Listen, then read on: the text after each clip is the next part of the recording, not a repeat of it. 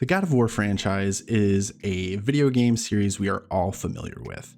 But what I want to know is just how Kratos went from this rampaging, murderous god of war into a father with a beard of gold and a big burly heart. Wait, the other way around. You know what I was saying. Anyway, let's jump into a great conversation about God of War.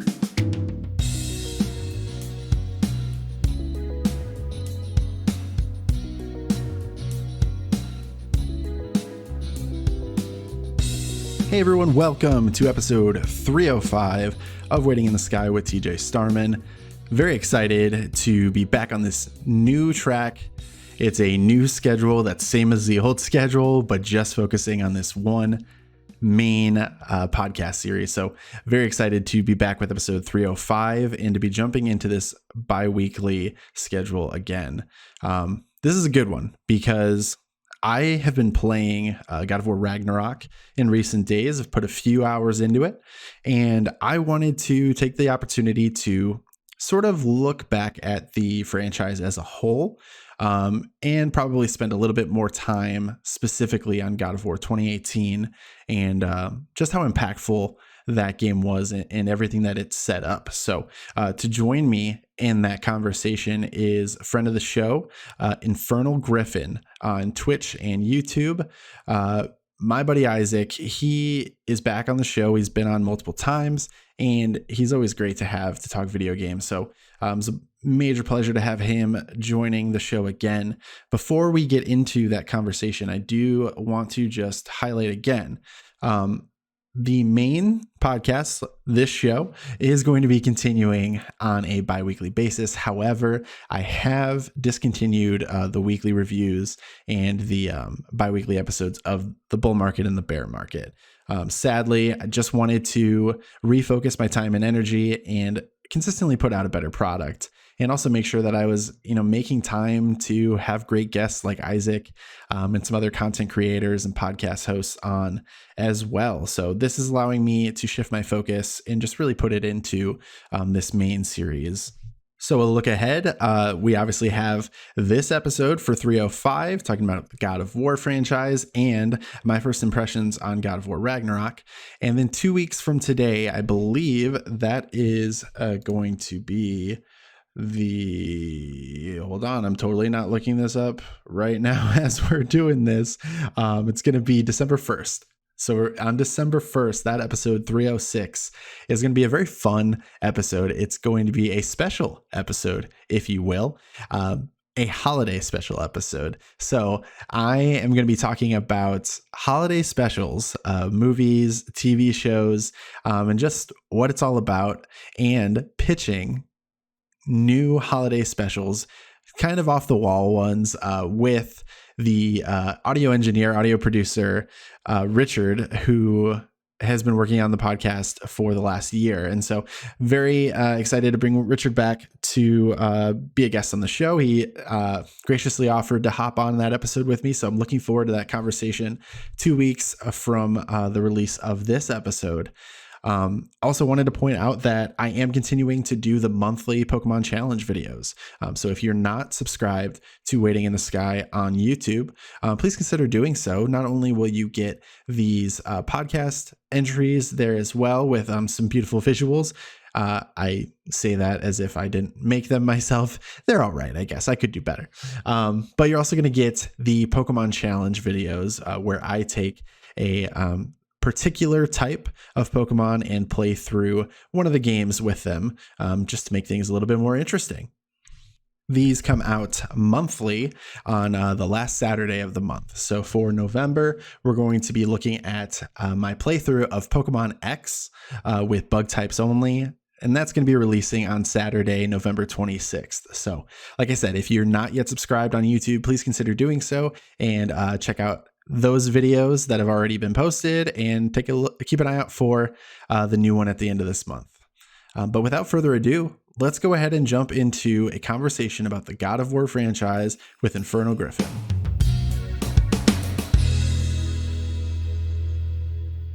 All right, so joining me for another appearance, I've totally lost track of how often He's been joining me on the podcast, but it's always a pleasure every time. So very grateful that he chooses to return as often as he does, and that is Infernal Griffin, aka Isaac.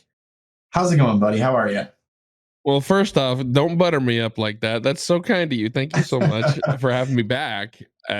Anyway, and I'm excited to get underway with today's topic. It's going to be a pretty fun one, I think. Yeah, absolutely. And I just tell it like it is, man. Like I'm not really one to butter anyone up. But so just take it at face value. I promise I mean it sincerely. But no, I'm totally with you. I think this is a fun topic to get into, and one I'm kind of surprised that I hadn't actually covered yet. We've not had a release to tie it into until now, and that is obviously God of War. So Isaac, you broke the news to me about what 2-3 minutes ago before we hit record. You've actually not been able to jump into God of War Ragnarok yet. No, I've had a pretty busy week with IRL activities. And the only time really have had to play video games this week was a dedicated Among Us night. So I have not had a chance to dive in like I would have liked to. Obviously, I've probably seen bits and pieces here and there, but I don't want too much spoiled. But I do know quite a bit about the series, and I know where they're going with this game for at least for the overall arc. Yeah. I mean, as someone who is well versed in the world of Assassin's Creed Valhalla, I would imagine you have a good idea of what might be happening in Ragnarok.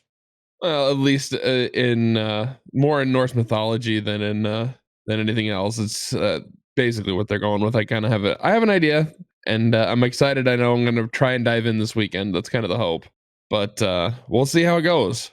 Yeah. And at the time of recording this, I think the game's only been out like 3 or 4 days, excuse me. Yeah. So totally reasonable to have your own life and, and to have gotten busy. I have only been able to put in about 6 hours so far, so I'm not super deep into it. But I'm definitely excited to talk a little bit about first impressions. But before we do that, I want to kind of frame the conversation about the franchise as a whole. And just to start off with, maybe share a little bit about our personal experiences with the God of War franchise. So Isaac, why don't you kick us off and just tell me a little bit about how you discovered the franchise, and we'll go from there. Okay, so I discovered the franchise shortly after it released the original God of War back in whenever it was on PlayStation 2. So it's been a hot minute. 2005. 2005. Really? Yeah, I got Jeez. the wiki up. Can we not make me feel old, please? Yeah, man. I mean, I'm with you. That's over half my life ago. Oh God. Oh man, that's a long. It's oh Jesus. But yeah, Crisis discovered. ensues. Yeah, especially considering at the time of recording, my 30th birthday is right around the corner. So, there is that as well. So that's the only crisis I'm going with here. But so I discovered it probably late '05, maybe early '06 on PlayStation 2, back when everything was on DVDs. I played so much out of the game that on at least on one occasion for certain, it got so scratched up I had to save my money to buy a new one. So I have a love for this series as a whole, for its coverage of mythology and mythological points, and just kind of how the directors and everything have taken first Greek and now Norse and put the mythology in this span of and around the singular character Kratos, who is fantastic. I think, oh, who is it? Chris something. Oh lordy, who voices Christopher him? Judge. Yes, Chris Judge voices him now. Does such a good job with it. Such a good job with it. He very much embodies kind of what I think Kratos would sound like, at least from 2018 in Ragnarok. I don't remember if he was the original voice actor or not. He wasn't. I believe they did recast with the 2018 God of War. I think they wanted an older, gruffer voice for the updated. I think. Yeah, a bit more weathered. Yeah, because it definitely sounded. They definitely sounded different, but whoever the original was fit for the Greek, which covered 4 games over the PS2, PS3, plus 2 Vita slash PSP. I think they're PSP actually. 2 PSP games. So that the guy definitely got his money's worth going through 6 games and voicing Kratos. And now we have Christopher Judge and PlayStation Santa Monica taking over and now doing God of War 2018 and Ragnarok for Norse. And they do such a good job at storytelling with this second one. First one was a lot more hack and slash, straightforward kind of action adventure. Now we still have the action adventure, but there's a bit more RPG elements to it, a bit more storytelling. It's a bit more detailed. I can definitely sink a ton more hours in 2018, and I know I'm going to be sinking a ton in Ragnarok. I didn't sink as many hours. Like if I were to play them all today, I would not sink as many hours into the original trilogy as I will into these new. I think they're only doing these 2 for this chunk of the series, I believe. Since I'm actually not sure about that. They're already introducing Ragnarok, which is the end of Norse mythology as a whole. So I can't think. Well, there's only one way to find out, and that's to play it. So I guess I'll find out probably within the span of a couple weeks here. But it's definitely been a favorite of mine, and I've been enjoying it. So yeah, so I think I had a pretty similar journey to yours. I think growing up, Greek mythology was always like one of the subjects in like your social studies or history classes and middle school that I really latched onto, and I had a lot of fun with Greek mythology. And so I think God of War, the first games, and I think I probably played God of War first, but I think it was after God of War 2 was already out. So I probably jumped into it a little bit late, around 2007 when the sequel launched. But I remember, I'm pretty sure I got those from like GameFly back in the day. Back when. So if anyone, any Gen Zers out there listening, so Netflix. This is how we have to start this. Netflix. Yep. Used to send you DVDs in the mail of movies and TV. Well, movies mostly. Occasionally, they started getting the big TV shows. Like you could probably get like The Sopranos and stuff. Back in the day. I actually think you still can do this. It's just nobody does. And so there's no point. You can get everything almost on demand now through something. Exactly. And so there was this market for essentially the same thing, but just video games. And so here comes GameFly. They're still around. I still get emails because they have my email address for my account. But they would send you games. You could have 1, 2, 3 games out at a time. And I remember specifically getting these games for the PlayStation 2 and playing through them. Pretty sure like back to back. That's why I think that it was around 2007 that I first got into them. But so much fun. You hit it on the head. Definitely a big emphasis on the hack and slash gameplay and just this like hyper aggressive like violence in the fighting style, but also in like the cutscenes. And then Kratos was just this nonstop rage machine that was the perfect avatar for that type of setting and environment. And it carried through the PlayStation 2, PSP, and then that era of God of War wrapped up with the PS3.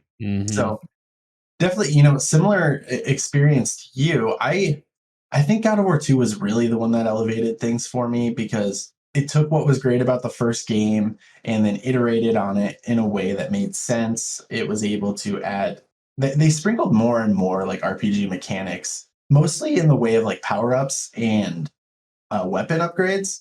So not so much like where you're getting different types of armor and stuff that we see now, but just, a little bit. And I did forget that there were quite a few puzzles too. So there was a bit of platforming elements to the originals as well. Puzzles and platforming. So yeah, definitely. That's a big part of the DNA of the God of War franchise too.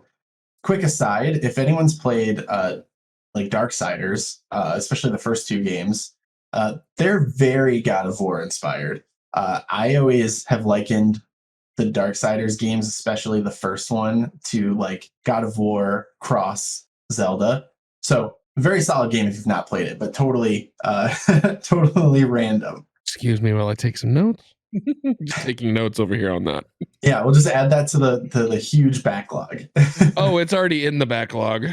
This is the curse that we carry. And speaking of curses that we carry, Kratos as a character is so interesting. I think because, like I said, he isn't much of a character in that Greek storyline, right? He is cursed with carrying the ashes of his wife and child after he prays to the god of war Ares to spare him in battle, or to have him lead his Spartan army to victory. And then he is essentially enslaved to the gods.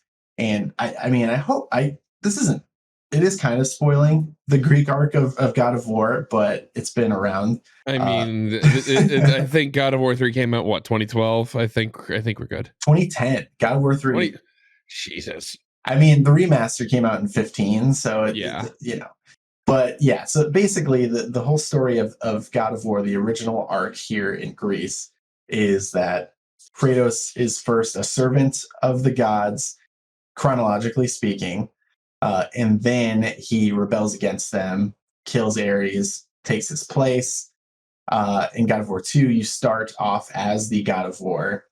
You are then stripped of your power by Zeus because you're just so arrogant and hostile, and all the gods hate you. And then God of War 3 is all about storming back to get your revenge on the entire Greek pantheon, ultimately killing Zeus.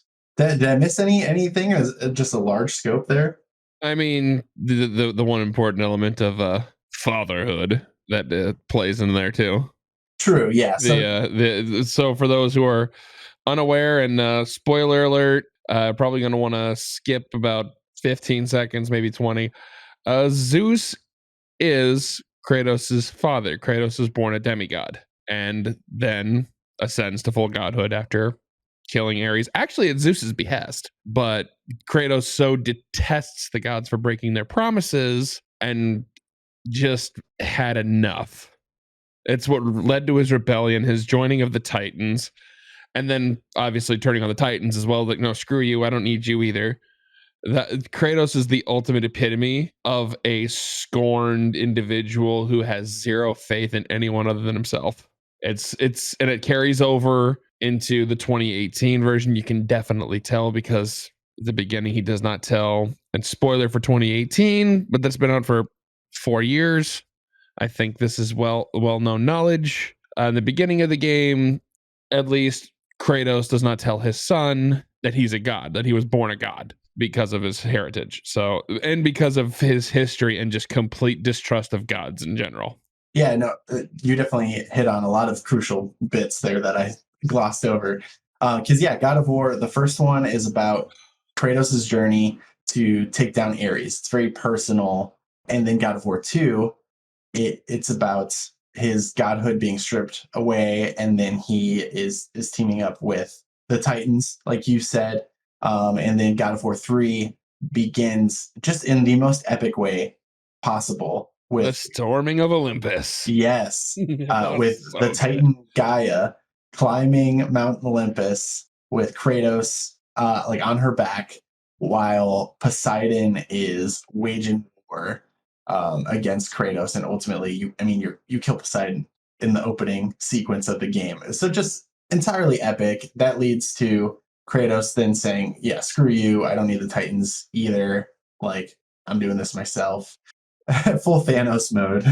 Oh yeah, like killed because he releases Kronos from his prison in the desert, which is from God of War 1. There was a temple originally on Kronos' back as a punishment that held Pandora's box. And that's actually what ends up being the entire thing of what happens is because Kratos opened Pandora's box. All of the negative from Pandora's box is what infected, for lack of better terms, the gods. Because the gods weren't terrible and malicious. They just kind of had a journey that they were in charge of. But then all that negative energy from Pandora's box that they thought Kratos would absorb, nope, bounced off of him, went to them. It was kind of it was a very interesting curveball in God of War 3 that I was like, oh, didn't see that one coming. It is really interesting. Like The they do this. story is intriguing and it's really deep if you aren't as well versed in, at least for the first 6, if you aren't well versed in Greek lore, you get a pretty dang good crash course. Yeah, no, absolutely. And I think you and I have both kind of talked about this a little bit when we talked about Assassin's Creed Odyssey, but the geekier we can get with, Greek mythology or mythology in general, like it's so fun to really get just deep into that type of thing. And that's something this franchise has always done, obviously being Greek mythology being the centerpiece of this franchise. Really quick, because we've been talking about all these games. So I'm going to give a quick release timeline / where they fit in chronologically as well. So in 2005, we got God of War on the PlayStation 2. 2007, we got God of War 2, also on the PlayStation 2. So 2008 is when we get our first spin-off with God of War Chains of Olympus. This was on the PSP. This actually takes place in between God of War and God of War 2, I believe so. Actually, no, it takes place just before God of War, the original, because this is about Kratos serving the gods. So he's in service to the gods. Then we get God of War 3 released in 2010. This is a direct sequel to God of War 2. And we also, that same year, get God of War Ghost of Sparta, another PSP spinoff. This takes place at the very beginning of the timeline. So this is about Kratos as just a Spartan soldier on an adventure. His first adventure. Am I saying Avenger or an adventure? It's sometimes those two words are very hard. Yeah. So anyway, adventure. And I think like his brother, who is literally not important in any other game, is part of that. So yeah, and that was the one that was the Ghost of Sparta was the in between. Okay, so Ghost of Sparta is the in between one. Yep. Okay, that makes sense. That makes sense then. And then finally, the last entry in that storytelling of the Greek version here is God of War Ascension in 2013, was the only one originally released on the PlayStation 3. And then this one is another prequel. Like they really liked doing these prequel stories with these ones, the spin-offs. And Ascension was pretty universally panned. It's actually the only game I've not like actually played through. I think I played a little bit of the beginning of it, and I just lost interest, if I'm being honest. At that point, I was a little Greek Kratos out at that point. Did you have a chance to play through Ascension? No, I really wanted to. I never got a chance to touch it. Like I've watched like playthroughs and stuff of it, just that are on like YouTube and whatnot. So I know the general story. It is the first chapter, more or less, chronologically speaking, of Kratos's journey that we get to experience. It actually ends up setting up something that we see in God of War 3 that, of course, unless you knew, or unless we obviously didn't know it happened. It was early in that first sequence. You see, not only do you see Ares' grave in Olympus, but you also see the grave of Persephone, and Persephone is the main antagonist of Ascension. Gotcha. Okay. Yeah. So Which is also why Hades hates you. Yeah, Hades. It's funny because like the gods all have legitimate reasons to hate Kratos, and because Kratos is just like an anti-hero in this Very Greek much art. so. He's not like I think your he's hero just that you're rooting for. He's a bad guy. You just happen to be controlling him. Yeah, he's very much an anti-hero, I think, throughout. It's an odd way of looking at it, but it's very, very true. Even in this newer one, I'd still say he fits the bill of an anti-hero more than a hero. That's a take I don't think is far off. I think I probably don't agree with that, but I think we can get to that in a second. Yeah, we can get to that in a minute. That's just my take. Yeah, no, and I don't think that's wrong by any means. But with these Greek ones, I think Ascension gameplay wise is probably the most polished, and presentation wise, being on the PS3, like I think they did really well in those areas. I think people just, like I said, they got tired of this story. Everything that was kind of there to be mined already was, and God of War 3 put a nice bow. I mean, at the time, we thought it put a nice bow on Kratos' story as a whole, because, spoiler alert, he gets stabbed through basically his entire torso and falls down to the pits of Hades. Mm-hmm. So we were left to believe that Kratos had just died and that was it. I mean, actually, I'm combining things. I'm pretty sure he just Yeah, got stabbed and was that like, was the beginning. That was the start of 2. yeah, That's how he lost his power, through the Blade of Olympus, yeah, and that was the original Zeus Ghost villain. exactly. So he had lost his godlike abilities, because the Blade of Olympus comes back in that final fight with Zeus. Zeus does impale him, and he's laying there on the slab. Then the game ends, credits roll, and then we come back, and he's not there anymore. So I guess there was the tease that he survived, but it also seemed like a really nice, clear cut ending point if they wanted it to be. And so Yep. Ascension coming in and not just like revitalizing this story, or revisiting this story, but trying to do it at the very beginning was certainly a choice. And I don't think it worked with a lot of people. Yeah, I would definitely say that I know it worked, at least to get my interest. I never actually got around, because I never had a PS3. That is one of the few consoles I never had. Really? Yep, really. Just didn't have the ability to afford it, or even if I did, it's just like, what would I really get? What would I really play other than these exclusives?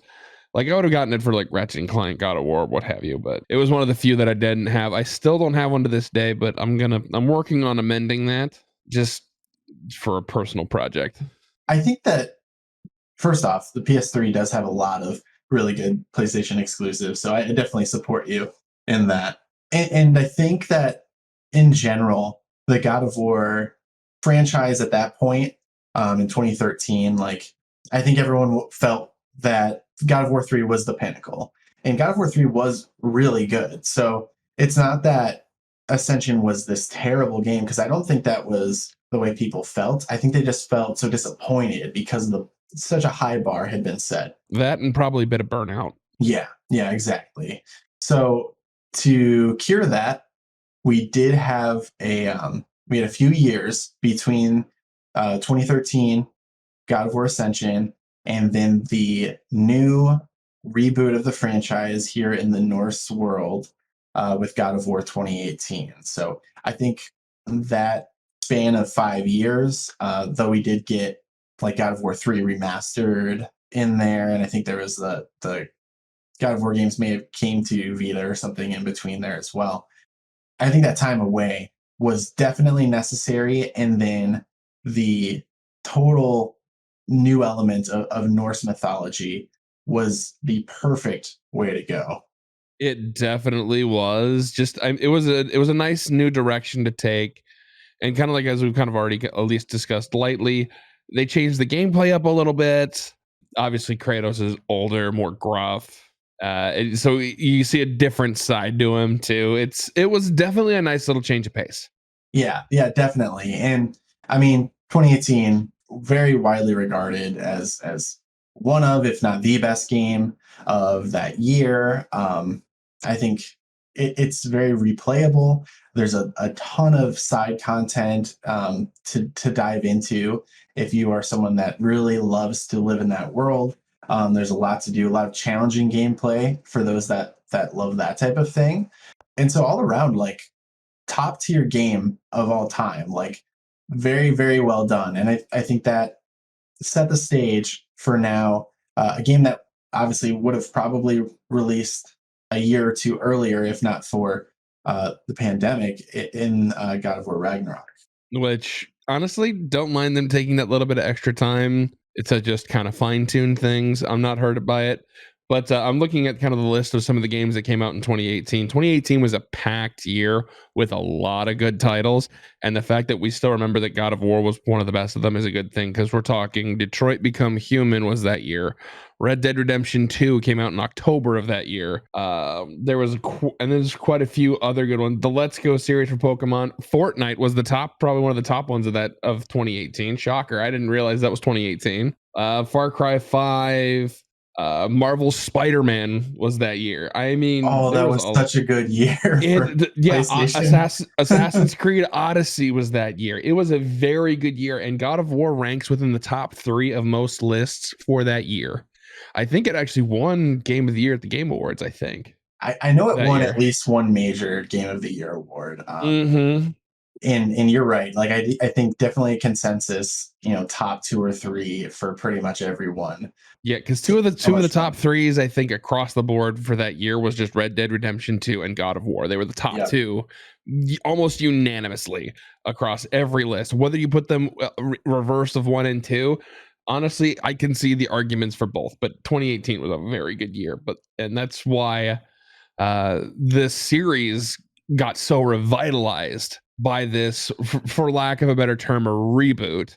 It really isn't too much of a reboot because it's more of a distant sequel, but I'm just dealing with semantics here.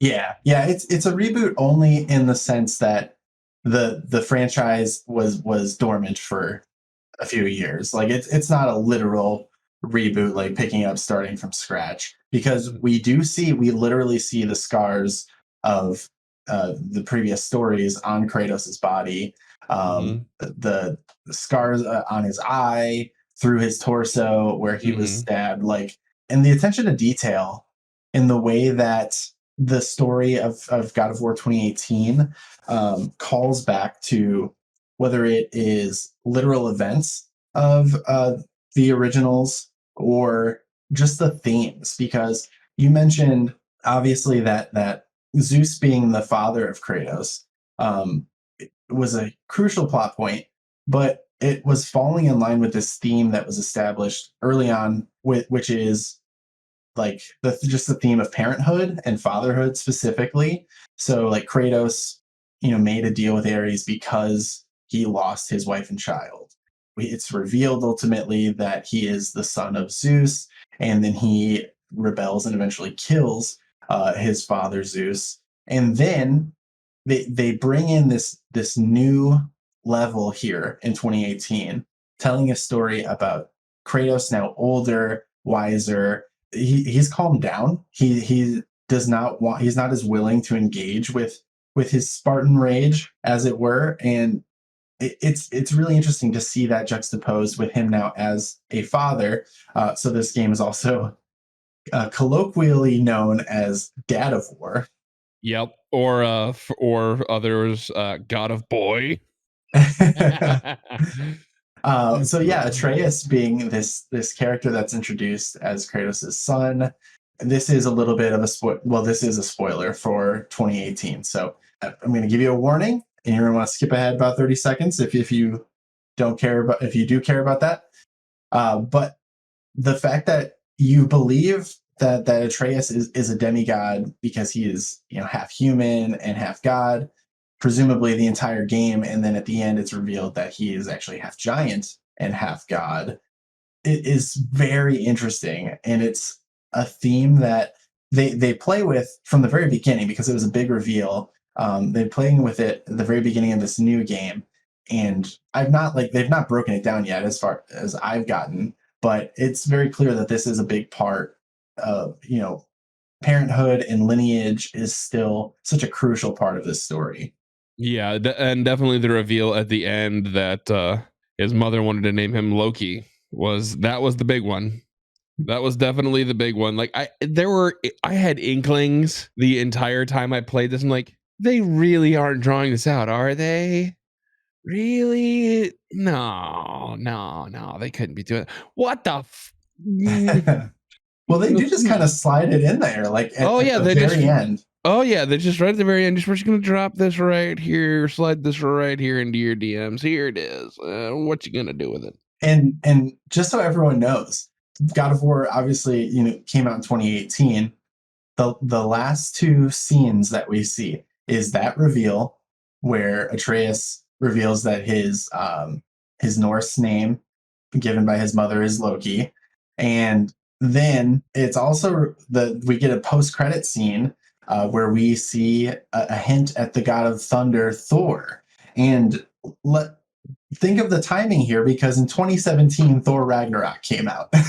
Yeah, isn't that nuts? So it was, I mean, everything collided perfectly for PlayStation and Santa Monica Studios here, to kind of set the stage.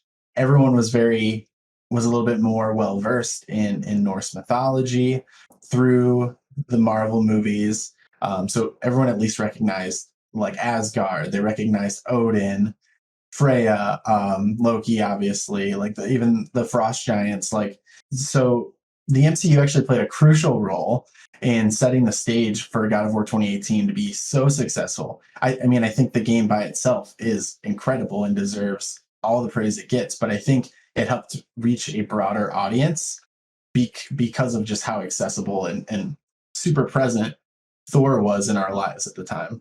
Yeah, most definitely. And it definitely benefited from some timing with that. I'm not sure if that was planned or if it just kind of worked out that way. But I remember that, yeah, because Thor Ragnarok was a fall 2017 release, was it not? November, I think. Yeah. Yeah, and then God of War came out, I believe, in the spring. So it was Hmm. pretty bang bang. So it was nice, fresh in your head. That definitely would have played into a little bit of an advantage there. Yeah, and I'd have to think that's a happy accident, but definitely one that worked out. Hmm. So God of War 2018, yeah, I remember playing through this, and it was right after I had gotten my PS4 Pro, so I was like so excited to really put this thing to the test with like just a beautiful game, and God of War 2018 is absolutely beautiful. That's the one thing I'll say is the PS2 era games were in PS3. Also, did I say that? You know what? I just caught myself because I'm pretty sure I said God of War Ascension was the only PS3 game, and I'm just Yeah, dumb you. because God of War 3. Yep, that's exactly what you said. I was just like, you know what? I'm just gonna let you roll with it. I'll let you marinate. You'll figure it out. So if you were just yelling at me back then, I've redeemed myself somewhat. Okay. It's worth it. It's Yeah. all worth it. It's all worth it for the comedy. Yeah, so with this being a new generation here on PS4 and getting some juiced up hardware with the PS4 Pro, I was just so pumped and ready for this game, and I mean it was beautiful. And those other games were not known for like the fidelity of their graphics. It was very much just the gameplay and how addictive that was, and the storytelling that was so enthralling. But so I think that was a big part of the transition also is making this game that is just gorgeous in both visuals, and also the audio. The soundtrack is amazing as well. Yeah. Speaking of PS4 Pros, mine just happens to be the God of War PS4 Pro. So if that says Oh, it's anything about where beautiful. I went with that. That's exactly where I went with that sucker. It is so nice. It is so beautiful. It's got the runes on it. It's I was so gonna say I cool. remember those ruins on it. Yeah, it's so cool. And it I always try to go with a theme one if I can. That's like actually got a theme to it, which is why I was bummed I couldn't get the Halo themed Xbox One X, but so such is life. Yeah, yeah, and I mean you touched on it earlier, but they definitely ramped up the RPG elements. It's very similar to the more modern Assassin's Creed games in that regard, where you're able to choose different armor sets and edit your weapons, the components of your weapons, and it gives you different stats and status effects and things like that. So I love you know RPGs and games that are action games that are able to implement RPG elements. I'm a sucker for it. So I definitely a welcome addition in my book. And the story was great. The fact that it was so fresh and new, like it was just the perfect recipe, in my opinion. Yeah, it definitely added a new element to it. It made it more challenging, especially for me who likes to usually do it usually about the second hardest difficulty when I run through games the first time, just to make it take a little bit longer, especially a game like this. It makes you really have to think in the combat elements and strategize and figure out, well, how are you going to use your powers? How are you going to use this? How are you going to use that? Are you going to go full bore head on and just charge the suckers? Or do you really have to get good at dodging and parrying and everything else that's involved? Right, right. And there's a lot of paths you can go down. So it's maybe not quite as, I don't even know how I want to describe it, but it's not quite like a Souls game where, there's so many branching paths you can take. It's a little bit more simplified, but still gives you some freedom to choose how you would like to play, rather than just, you don't have to mindlessly mash buttons like you kind of did in the original games. You can be more focused. You time your parries and things like that. You can use more ranged attacks. You get to. I mean, we haven't even talked about the axe. It's amazing how that mechanic works with throwing it and calling it back to you like Thor's hammer. Like, Hmm. so much fun, so much fun, and it works great with the puzzles in the game too. And a lot of that carries over into this new game, which I do want to switch gears to that. But before we do, any last thoughts about 2018? Uh, Kind of hard really to dive fully into the last thoughts. I mean, there's a lot of thoughts I have, but unfortunately, it'd be diving way too deep. It would almost be doing a review on the entire game. Fair, it's totally fair. I think there's a lot of great things with that game, and I think the one criticism I had, if I had to point to anything, is just that it almost seemed like the teasing of what was to come was so ingrained into it that it almost felt like I was being teased too much. You know what I mean? Yeah, a little bit.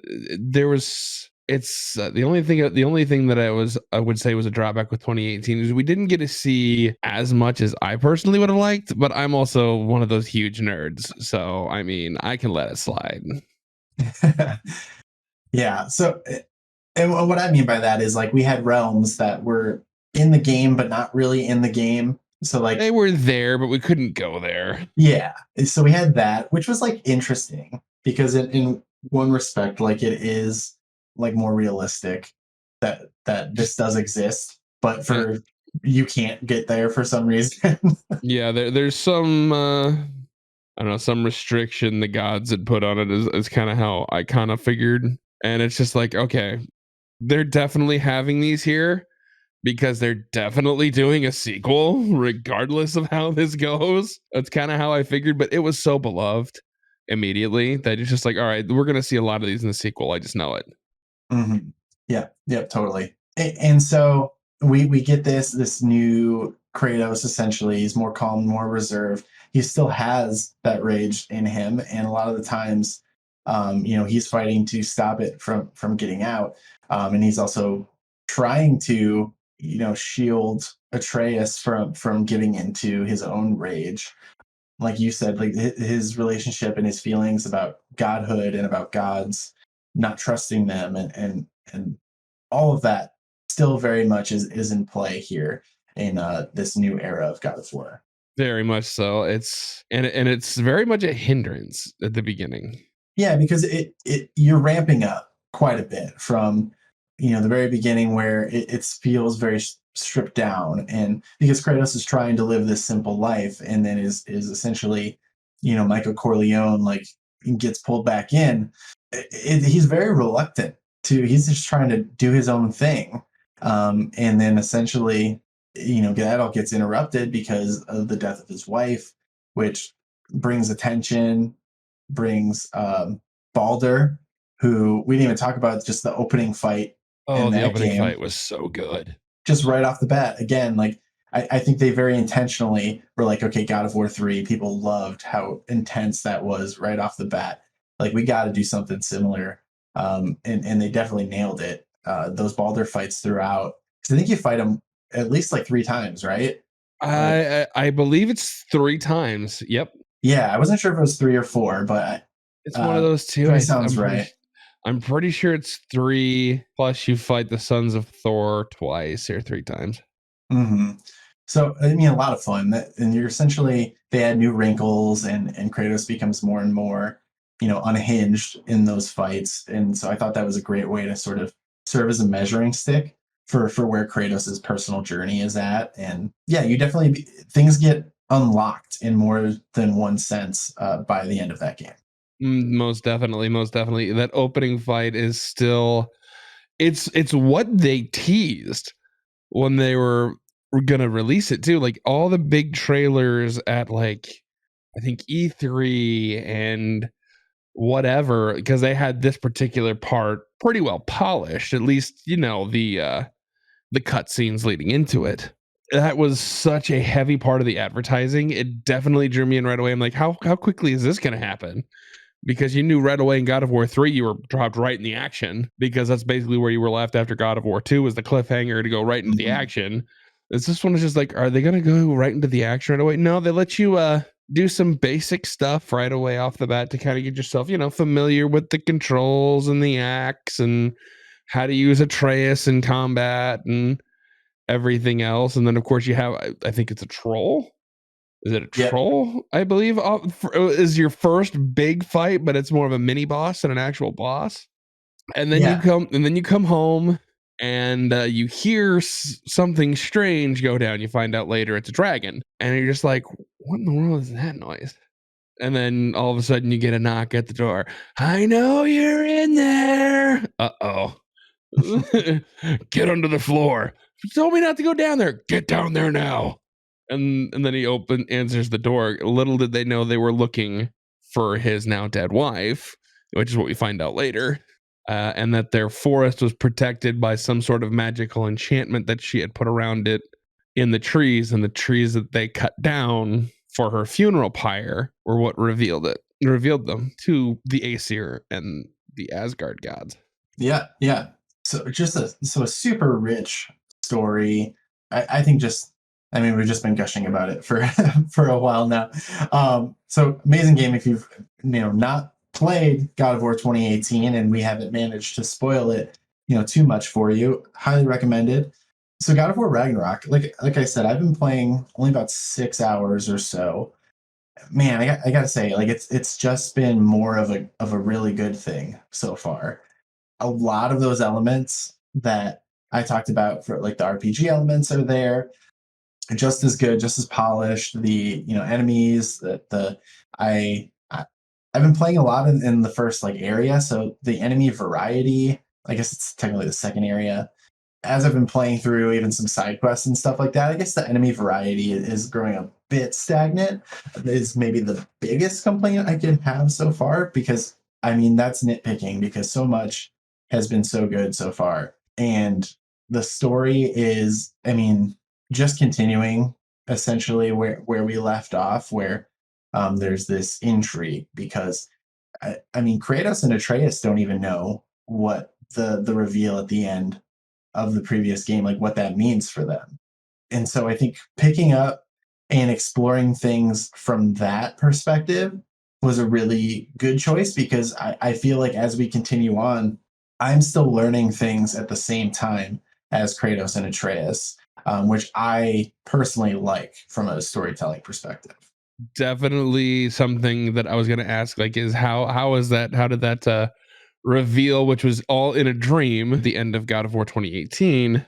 I was wondering how that would play into what's going on in the immediate after effects and then the immediate really launching point of this second game, especially now because it's in Norse mythology they call it Fimbulwinter. It is the last really, really, really cold winter right before Mhm. Ragnarok. Yeah, and so if you want to go in, well, you're obviously versed in Norse mythology, so as you said, Fimbulwinter is sort of the precursor to Ragnarok, and within the lore of Norse mythology, and within this story, Balder being killed is a direct. cause of Fimbulwinter, and essentially setting this course for Ragnarok.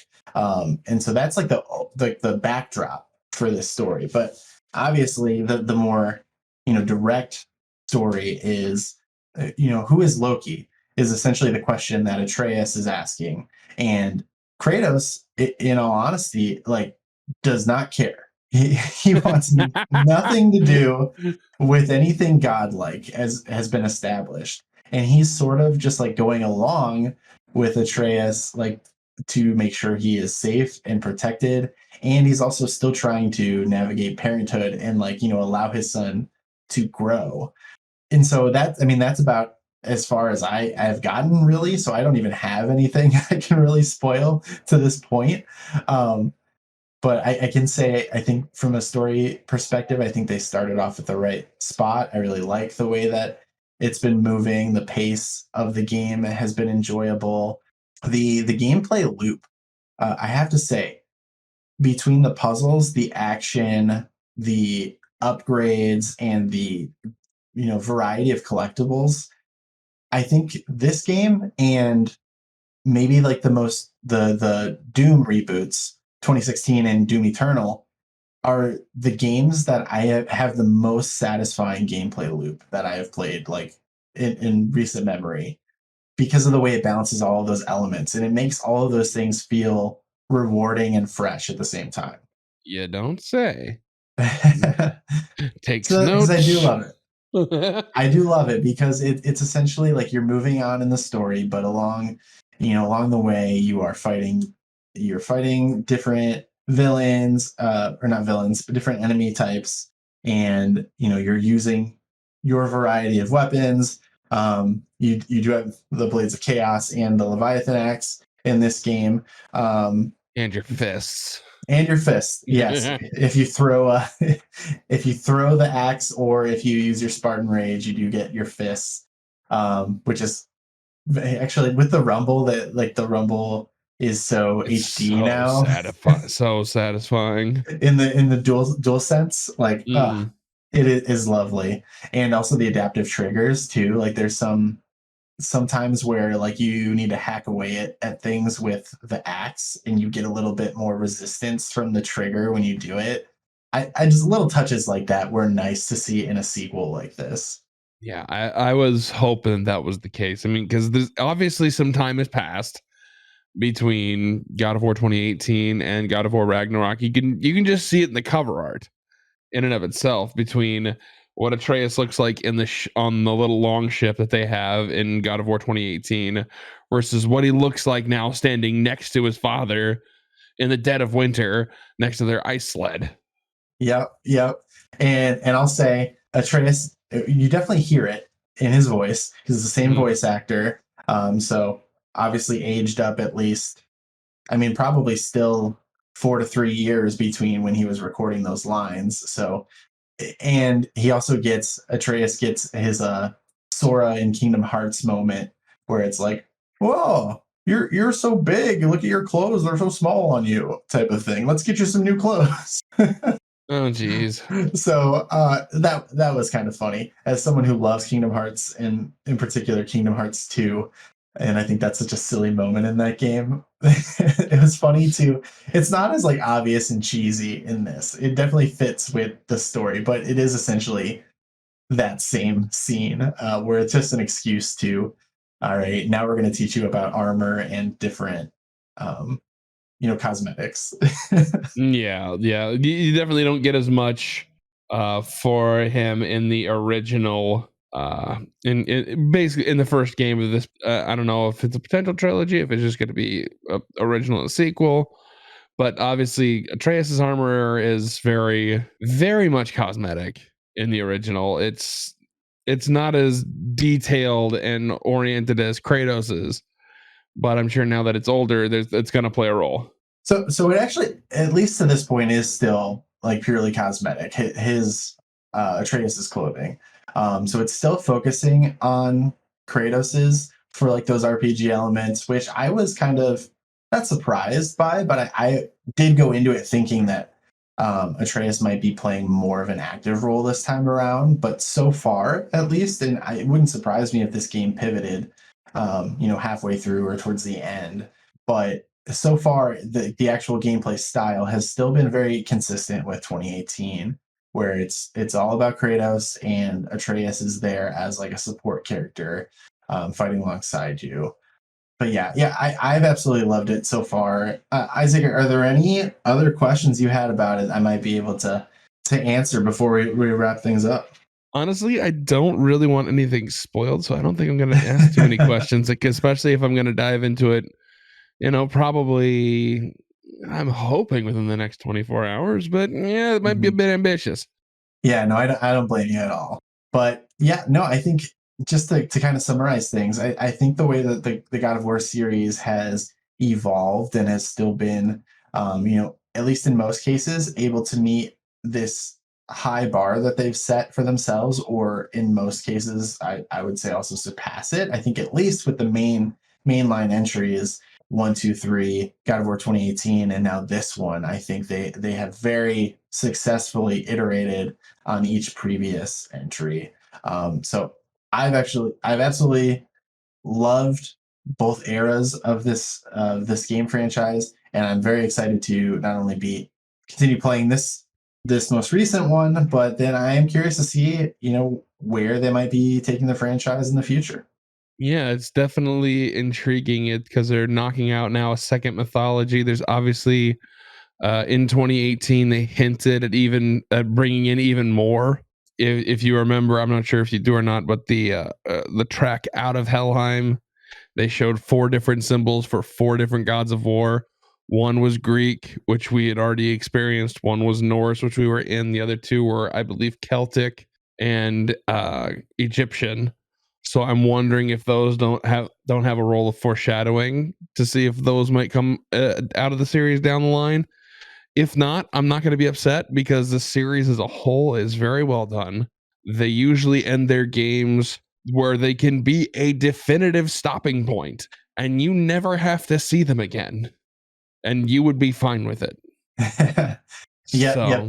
I think they've definitely shown that. It's either like a very obvious cliffhanger, or it is a cut to black. Like this could easily be a nice ending point. So I appreciate that from any game or even movies if they were going to do something like that.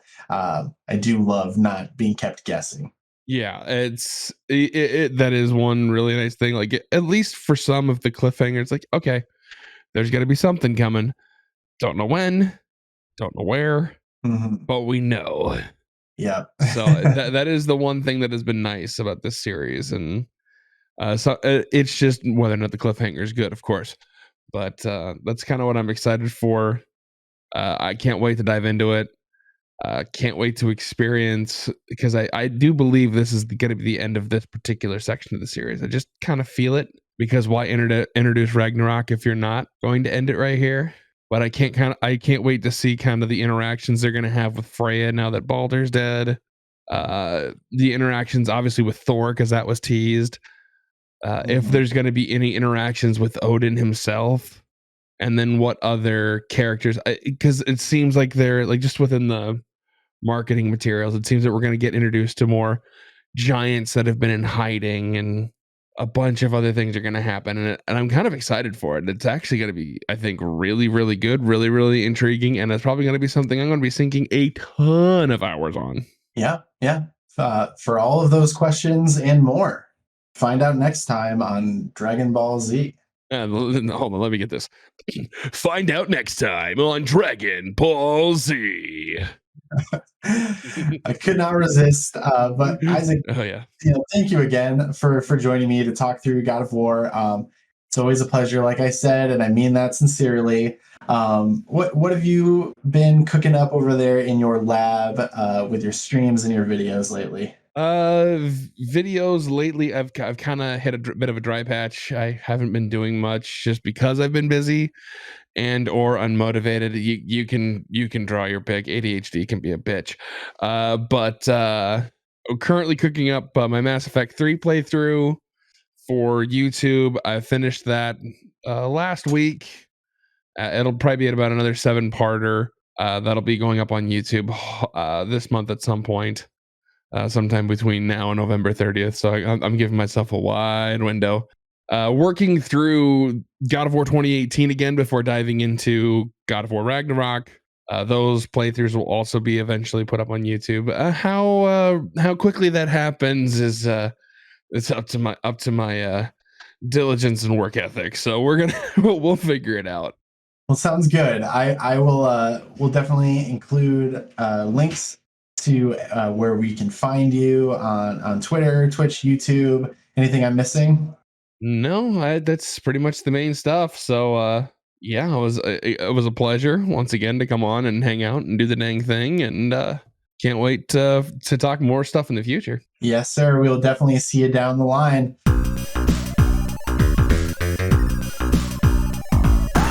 So there you have it, folks. Just the God of War franchise. Really, really good all around. There are some dips in some of those spin-offs, and God of War Ascension is a mixed bag for sure, but God of War 18 sort of reset the balance of things. God of War Ragnarok seems no different. I've been enjoying it so much, and I'm excited to jump back into it here once I get off the microphone. So just a reminder that we are going to be having new episodes of the podcast dropping every other week on Thursdays. So keep an eye out for the next episode, 2 weeks. That is going to be episode 306, our holiday special episode with our audio producer, Richard. So keep an eye out for that one. And again, the Pokemon Challenge, Pokemon X, with bug types only, is going to be releasing on Saturday, November 26th, exclusively to YouTube. So if you've not yet subscribed, please consider doing so. If you are watching this on YouTube, it would definitely help me out a lot if you could like this video and leave a comment, and subscribe if you're not already. If you are listening on your favorite podcast platform, please consider subscribing, following, and rating and reviewing the show. Doing any of those things is going to help me out immensely, and I really appreciate it. You can follow me on Twitter at InTheSkyPod and at TJ Starman if you've not already. And that's going to go ahead and wrap things up. Thank you so much for joining me, and I hope you'll stick around for more.